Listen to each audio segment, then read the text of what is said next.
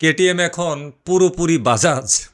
পিয়েরার mobility এখন Bajaj mobility AG. বাইকারদের জন্য এর মানে কি? একটা সময় ছিল যখন আমরা ভাবতাম ইউরোপিয়ান বাইক মানেই আভিজাত্য, আর এশিয়ান বাইক মানেই কমিউটার বা সস্তা বাহন। কিন্তু গত 15ই জানুয়ারি 2026 এই ধারণাটা বাণিজ্যের খাতায় আনুষ্ঠানিকভাবে বদলে গেল।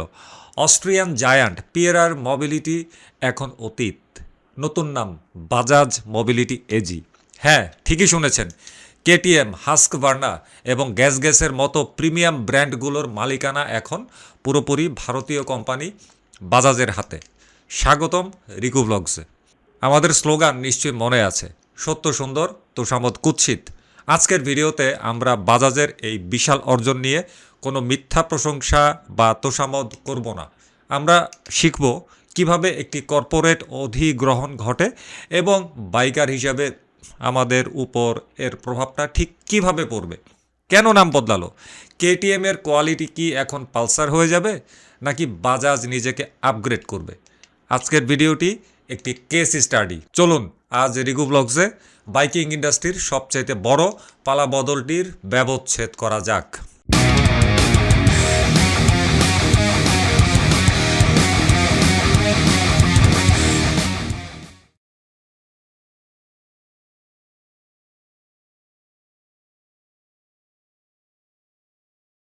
আসসালামু আলাইকুম, আশা করি সবাই ভালো আছেন। শুরুতেই তথ্যের বা ফ্যাক্ট চেকিংয়ের পালা। গত 13ই জানুয়ারি 2026 থেকে অফিসিয়ালি পিয়েরার মোবিলিটি এজির নাম পরিবর্তন করে রাখা হয়েছে বাজাজ মোবিলিটি এজি। এই সিদ্ধান্তটি কিন্তু হুট করে নেওয়া হয়নি। এর ভিত্তিপ্রস্তর স্থাপিত হয়েছিল 2025 সালের নভেম্বর মাসে। 2025 সালের 18ই নভেম্বর বাজাজ অটো তাদের subsidiary company Bajaj auto international holdings বিভি এর মাধ্যমে পিয়েরার ইন্ডাস্ট্রি এজি এর হাতে থাকা পিয়েরার বাজাজ এজি এর বাকি 50,100টি শেয়ারও কিনে নেয়। এর মাধ্যমে পিয়েরার গ্রুপের সাথে পার্টনারশিপের ইতি ঘটে এবং পুরো নিয়ন্ত্রণ চলে আসে বাজাজের হাতে। মজার ব্যাপার হলো, নাম বাজাজ হলেও এর সদর দপ্তর বা হেডকোয়ার্টার কিন্তু এখনও অস্ট্রিয়ার মার্টিনহোফেনেই থাকছে। এবং নতুন কোম্পানির জন্য বাজাজ একটি নতুন লোগোও উন্মোচন করেছে। অর্থাৎ এখন থেকে কেটিএম, হাস্কভার্না এবং গ্যাস ব্র্যান্ডগুলোর অভিভাবক কোম্পানি বা হোল্ডিং কোম্পানি হলো বাজাজ মোবিলিটি এজি।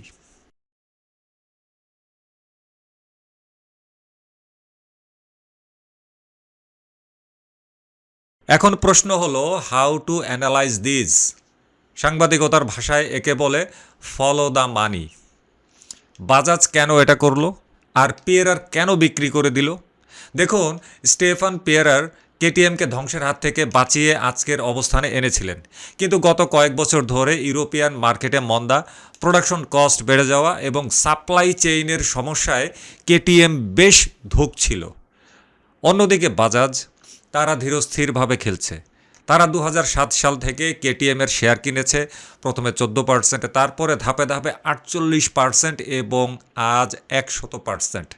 একে বলা হয় স্লো পয়জনিং, ব্যবসায়িক ভাষায় স্ট্র্যাটেজিক টেক ওভার। এখানে তোষামত করার কিছু নেই যে বাজাজ বিশ্বজয় করেছে। বাস্তবতা হলো, বাজাজ সস্তায় ম্যানুফ্যাকচারিং করতে পারে, যা ইউরোপ পারে না। বাজাজ বুঝেছে তারা যদি শুধু পালসার বা ডিসকভার নিয়ে বেঁচে থাকে তবে ভবিষ্যতে টিকে থাকা অনেক কঠিন। তাদের দরকার ছিল হাই এন্ড টেকনোলজি, যা কেটিএমের কাছে আছে। আর কেটিএমের দরকার ছিল টাকা এবং সস্তা প্রোডাকশন হাব, যা বাজাজের আছে। এটি একটি বিশাল নিখাদ ব্যবসায়িক লেনদেন।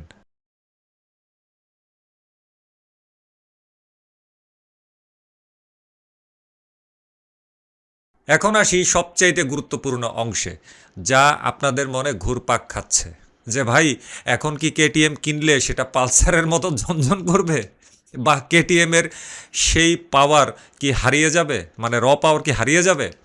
আসুন লজিক দিয়ে বুঝি। বাজাজ যখন কেটিএমের ছোট অংশীদার ছিল, তখনই তারা ডিউক 125, 200, 390 ভারতে বানানো শুরু করে। আমরা কি কোয়ালিটি ড্রপ দেখেছি? হ্যাঁ, কিছুটা দেখেছি, এটা মানতে হবে। ফিনিশিংয়ে, প্লাস্টিকে ইউরোপিয়ান কেটিএম আর ইন্ডিয়ান কেটিএমের মোটামুটি ভালোই পার্থক্য ছিল, কিন্তু পারফরমেন্সে খুব একটা কিন্তু পার্থক্য না। এখন বাজাজ যখন পুরো মালিক, তখন দুটি সম্ভাবনা আছে। এক, কস্ট কাটিং।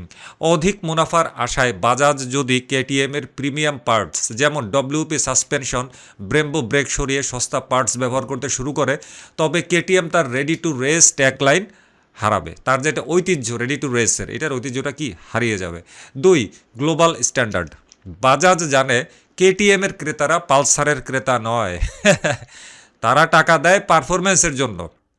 তাই হেডকোয়ার্টার অস্ট্রিয়ায় রাখার সিদ্ধান্তটি খুবই গুরুত্বপূর্ণ। এর মানে হলো ব্রেইন থাকবে ইউরোপে আর বডি তৈরি হবে ইন্ডিয়ায়। ডিজাইন এবং ইঞ্জিনিয়ারিং অস্ট্রিয়ানরাই করবে, কিন্তু সেটা বানাবে বাজাজের শ্রমিকরা।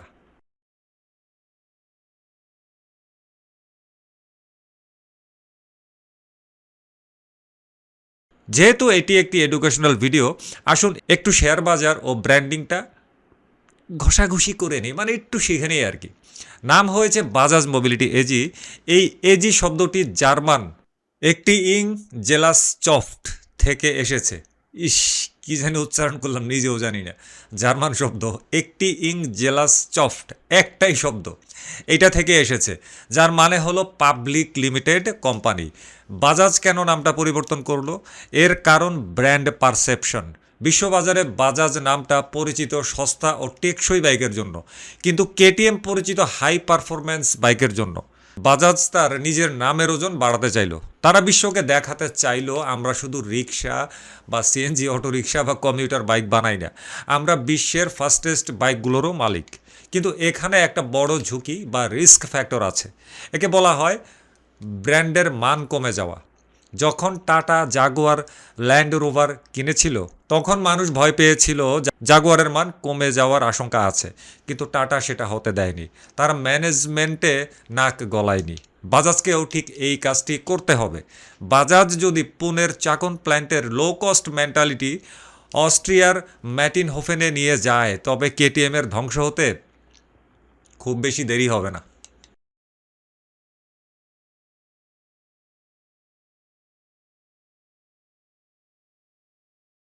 শুধু কেটিএম নয়, হাস্কভার্না এবং গ্যাসের মতন আইকনিক ব্র্যান্ডগুলোও কিন্তু এখন বাজাজের।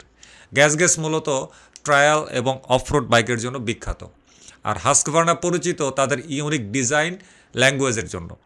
বাজাজের হাতে আসার ফলে আমরা হয়তো অদূর ভবিষ্যতে হাস্কভার্না এবং গ্যাসের ছোট সিসির বাইকগুলো যেমন 125, 160 আরও বেশি দেখতে পাবো। বাজাজ চাইবে এই প্রিমিয়াম লোগোগুলো ব্যবহার করে মাস মার্কেট বা সাধারণ মানুষের পকেটের টাকা বের করতে।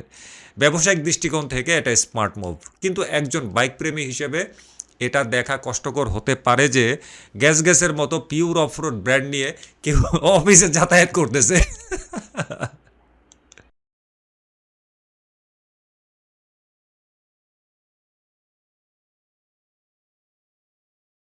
এখন প্রশ্ন হলো, একজন সাধারণ বাইকার বা ক্রেতা হিসেবে আপনি কিভাবে রিঅ্যাক্ট করবেন? কাউকে তোষামত না করে বলি, আবেগে গা ভাসাবেন না। কেটিএম এখন আমাদের দেশি ভাইয়ের কোম্পানির, এসব ভেবে আসলে কোনো লাভ নাই। দিন শেষে বাজাজ একটি কর্পোরেট কোম্পানি, তাদের লক্ষ্য প্রফিট বা মুনাফা। আপনাকে যা করতে হবে, হাউ টু ডিসাইড। নাম্বার এক, নতুন মডেলের রিভিউ দেখুন। মালিকানা বদলের পর যেসব মডেল বাজারে আসবে, বিশেষ করে 2026-27 সালের মডেল, সেগুলোর বিল্ড কোয়ালিটি খুব সূক্ষ্মভাবে পর্যবেক্ষণ করতে হবে। ওয়েল্ডিং ফিনিশ, প্লাস্টিক কোয়ালিটি এবং ইলেকট্রনিক্স আগের মতো আছে কিনা। দুই, দাম বনাম মান। বাজাজ মালিক হওয়ার পর যদি কেটিএমের দাম না কমে কিন্তু কোয়ালিটি কমে, তবে বয়কট করাটাই শ্রেয়। আর যদি দাম কমে এবং কোয়ালিটি ঠিকঠাক থাকে, তবেই এটা আমাদের জন্য বিরাট সুখবর। তিন, পার্টস অ্যাভেলেবিলিটি। একটা বড় সুবিধা আমরা আশা করতে পারি স্পেয়ার পার্টস নিয়ে। যেহেতু মালিকানা এখন এশিয়ায়, তাই আশা করা যায় কেটিএমের পার্টস এখন আগের চেয়ে সহজলভ্য এবং কিছুটা সস্তা হবে।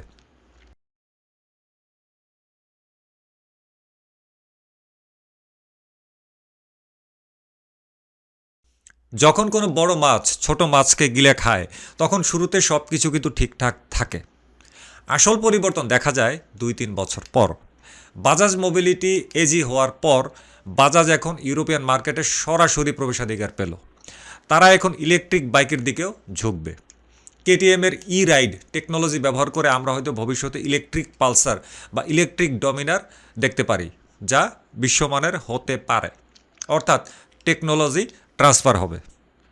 কিন্তু সাবধান, বাজাজ যেন চেতকের মানসিকতা নিয়ে সুপার ডিউক আবার বানাইতে না যায়। অস্ট্রিয়ান ইঞ্জিনিয়ারদের স্বাধীনতা দেওয়াটা জরুরি। যদি বাজাজ ম্যানেজমেন্ট ম্যাটিন হোফেনের ল্যাবে ঢুকে বলে এই স্ক্রুটার টাইটানিয়ামের বদলে লোহা দিয়ে বানাও, খরচ কমবে, সেদিনই কিন্তু কেটিএমের কফিনে শেষ পেরেক ঠোকা হয়ে যাবে। আমরা আশা করব রাজীব বাজাজ, যিনি বাজাজ অটোর এমডি, টাটা গ্রুপের রতন টাটার মতো দূরদর্শিতা দেখাবেন, নিছক বেনিয়ার মতো আচরণ করবেন না।